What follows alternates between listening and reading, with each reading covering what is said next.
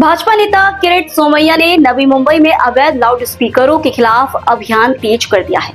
उन्होंने खारघर, कलम्बोली और तलोजा पुलिस स्टेशनों का दौरा कर इन क्षेत्रों में मस्जिदों पर लगे अनधिकृत भोंगे हटाने की मांग की।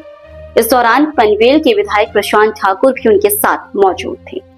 भाजपा नेता किरीट सोमैया ने नवी मुंबई में अवैध लाउड स्पीकरों के खिलाफ अभियान तेज कर दिया है।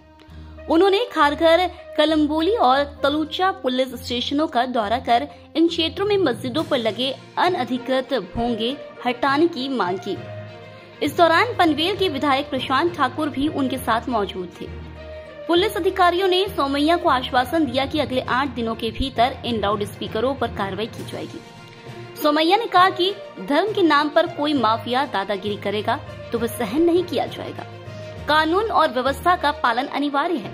अनधिकृत भोंगे ध्वनि प्रदूषण बढ़ा रहे हैं और नागरिकों में नाराजगी का कारण बन रहे हैं। उन्होंने यह भी दावा किया कि मुंबई में अधिकांश मस्जिदों से अवैध भोंगे हटा दिए गए हैं।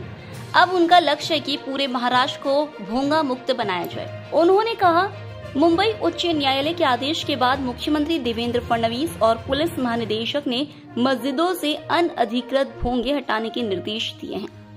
मैं स्वयं 50 से अधिक पुलिस स्टेशनों का दौरा कर चुका हूं। मुंबई 1 महीने में और महाराष्ट्र 3 महीने में भोंगा मुक्त होगा। इस अभियान के तहत सोमैया ने पहले भी मुंबई के मालवनी और कांदिवली पुलिस स्टेशनों का दौरा किया था, जहां उन्होंने बताया कि मालवनी में 65 में से 64 मस्जिदों से अवैध भोंगे हटाए गए हैं। सोमैया का यह कदम महाराष्ट्र में ध्वनि प्रदूषण और अवैध लाउड स्पीकरों के खिलाफ एक व्यापक अभियान का हिस्सा है, जिसका उद्देश्य राज्य को भोंगा मुक्त बनाना है। आता भोंगा मुक्त महाराष्ट्र आणि त्याची सुरुवात आमदार प्रशांत ठाकूर सोबत पनवेल पासून आम्ही केली आहे। आज या भागातल्या 3 पोलीस स्टेशन त्या अधिकाऱ्यांची भेट घेऊन दुर्दैवाने ज्या गांभीर्याने मुंबई पोलिसांनी कारवाई केली ते गांभीर्य महाराष्ट्रात आणावं लागणार आहे। आता खारघर पोलिसांनी कबूल केलं आहे की काही त्रुटी राहिल्या आहेत आणि आठवड्याभरात खारघर परिसर भोंगा मुक्त होणार।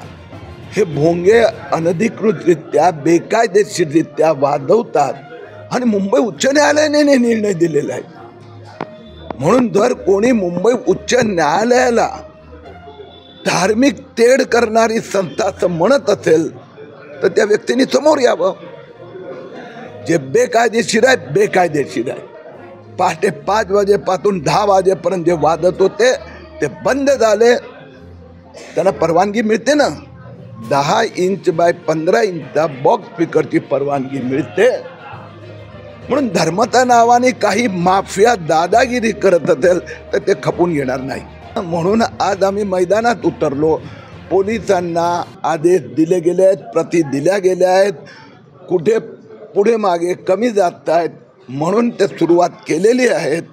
आज यांनी कबूल केलं की आठवड्याभरात आम्ही भोंगे मुक्त करू आणि महाराष्ट्र पण देवेंद्र फडणवीस सरकार भोंगे मुक्त करणार। आणि आमचे नेते सन्माननीय किरीट सोमैयाजी हे आज खारघर मध्ये या ठिकाणी आलेत। संपूर्ण मुंबई आणि विशेषत्वानं महाराष्ट्रामधल्या विविध ठिकाणी आज ज्या पद्धतीनं सर्वसामान्य नागरिकांच्या तक्रारी आहेत, विशेषत्वानं अनेक ठिकाणी मशिदींवरचे भोंगे आणि त्याच्यामुळे होणारं आवाजाचं ध्वनीचं प्रदूषण आणि त्या ध्वनी प्रदूषणाच्या माध्यमातून विशिष्ट प्रमाणे काही ठिकाणी टार्गेट केलं जाणं अशा पद्धतीच्या तक्रारी होत आहेत। या तक्रारीच्या अनुषंगानं अनेक ठिकाणी सन्माननीय किरीटजी यांनी भेट दिलेल्या आहेत आणि त्या भेटी देऊन त्या ठिकाणचे अनधिकृत भोंगे उतरवायला मुंबईमध्ये विशेषत्वानं सुरुवात झाली। त्यानंतर आपण पाहिलं मालेगाव पासून महाराष्ट्रामध्ये अनेक ठिकाणी या पद्धतीची सुरुवात झालेली आहे। या व्यतिरिक्त देखील हे अनधिकृत भोंगे असतील किंवा भोंगे आहेत पण त्यांची प्रदूषण त्यांच्याच मार्फत होणारं प्रदूषण या अनुषंगानं पनवेलमध्ये देखील खारघर असेल, कळंबोली असेल, तळोजा असेल या ठिकाणी विशेषत्वानं अशा पद्धतीच्या तक्रारी या सन्माननीय किरीटींच्याकडे पक्षाकडे आमच्याकडे आलेल्या होत्या आणि त्या अनुषंगानं आज किरीटजी आता खारघरमध्ये आणि इथून पुढे तळोजा आणि मग नंतर कळंबोली या ठिकाणी पोलीस स्टेशनला भेटी देत आहेत। आज ते या ठिकाणी सर्वसामान्य नागरिकांसाठी इथे आलेले आहेत।